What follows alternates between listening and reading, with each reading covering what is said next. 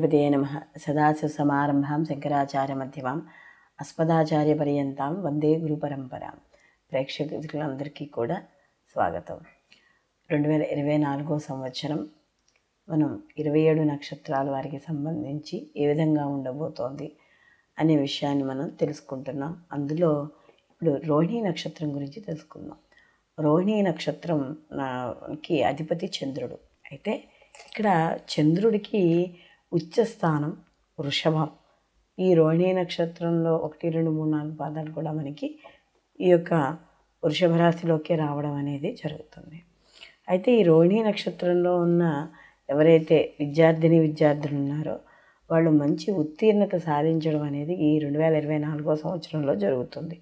అలాగే వాళ్ళు ఏవైతే నచ్చిన కోర్సుల్లో జాయిన్ అవ్వాలనుకుంటున్నారో వాటికి సంబంధించిన కోర్సుల్లో జాయిన్ అవ్వడం, కాలేజీలు కావచ్చు, యూనివర్సిటీలు కావచ్చు, వాటిల్లో జాయిన్ అవ్వడం, విదేశీ విద్య, దూర విద్య, ఇలాంటి వాటిల్లో కూడా వీళ్ళకి మంచి అవగాహన, వాటి మీద మంచి గ్రిప్ రావడం, దానికి తగ్గట్టుగా సీట్లు రావడం, అలాగే వాటికి సంబంధించిన ఏవైనా స్కాలర్షిప్లు కావచ్చు, రుణాల కోసం కావచ్చు, వీళ్ళు చేసే ప్రయత్నాలన్నీ కూడా సఫలీకృతం కావడం అనేది జరుగుతుంది. అలాగే వీళ్ళు చేసే ప్రయాణాలన్నీ కూడా కలిసి రావడం అనేది జరుగుతుంది.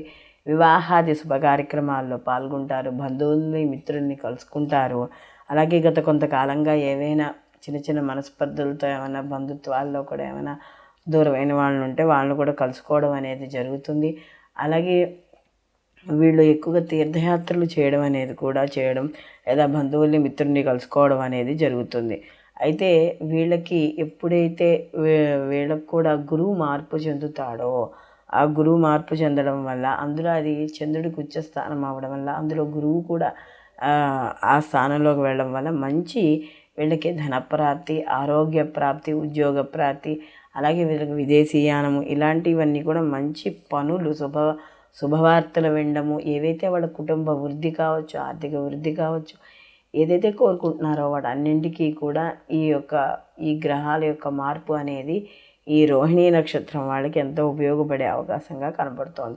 అలాగే మంచి ఉద్యోగాల్లో మార్పులు లేదా స్థానచలనాలు ఏర్పడే అవకాశం, భార్యాభర్తల విషయాల్లో కూడా చాలా అనుకూలంగా ఉంటుంది. వాళ్ళకి కొంతకాలంగా కాస్త ఎవరైనా దూరంగా ఉంటున్న వృత్తి, ఉద్యోగ, వ్యాపారాల రీత్యా కావచ్చు, వేటికైనా కావచ్చు, అవి కొంత అనుకూలత లభించడం. అలాగే ఇంకా వీళ్ళకి గత కొంతకాలంగా ఏవైనా చిన్న మనస్పర్ధలు ఉన్నా కూడా ఆ మనస్పర్ధలు దూరం అవ్వడం అనేది జరుగుతుంది. అలాగే ఉద్యోగపరంగా కావచ్చు, వేటి పరంగానైనా మంచి ప్రమోషన్లు అవి రప్పించడం, మంచి లాభాలు పొందడం అనేది జరుగుతుంది.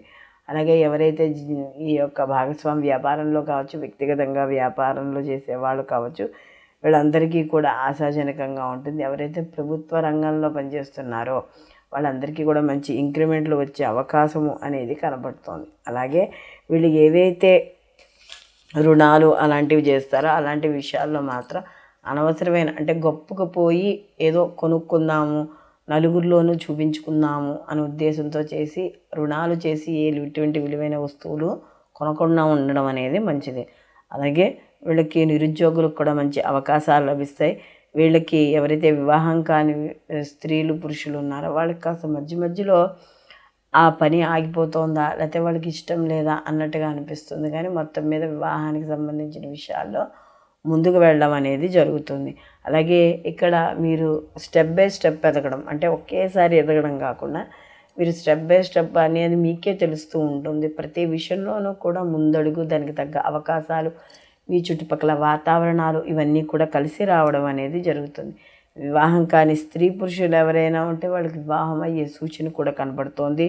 అలాగే ముఖ్యంగా నూతన వ్యాపారాలు ఇవి, లేకపోతే ఎవరికైనా తెలియకుండా మనం డబ్బులు ఖర్చు పెట్టడం వల్ల నష్టపోవడం, ఇలాంటి అవకాశాలు ఉంటాయి. కాబట్టి ఆర్థికపరమైన విషయాల్లో, ఖర్చుల విషయాల్లో, లేదా ఎవరికైనా పెట్టుబడి పెట్టే విషయాల్లో, ఇలాంటి విషయాల్లో తప్పనిసరిగా వీళ్ళు జాగ్రత్త అనేది తీసుకోవాలి.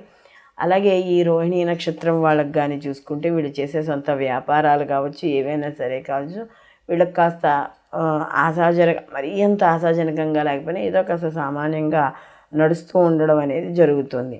అలాగే వీళ్ళు ఎవరైనా స్థిరచరాస్తులు కొనుగోలు చేయాలనే ఆలోచనలు కూడా ఈ యొక్క రోహిణీ నక్షత్రం వాళ్ళకి 2024 సంవత్సరంలో రావడం అనేది జరుగుతుంది. వీళ్ళు ఈ రోహిణీ నక్షత్రాధిపతి చంద్రుడు.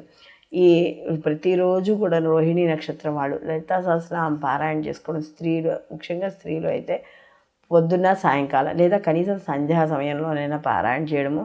అలాగే మగవాళ్ళు అయితే ప్రతి శుక్రవారము కూడా గుడికి వెళ్ళి అమ్మవారి కనకదుర్గ అమ్మవారి గుడి కావచ్చు, లేదా గ్రామదేవత గుడి కావచ్చు, వాట్ ఎవర్ ఇట్ ఈజ్, మీకు దగ్గర ఏ గుడి ఉంటే ఆ గుడికి వెళ్ళి ప్రతిరోజు కూడా అమ్మవారి యొక్క దర్శనాన్ని చేసుకొని రావడం ద్వారా మరిన్ని మంచి ఫలితాలు పొందడం అనేది జరుగుతుంది.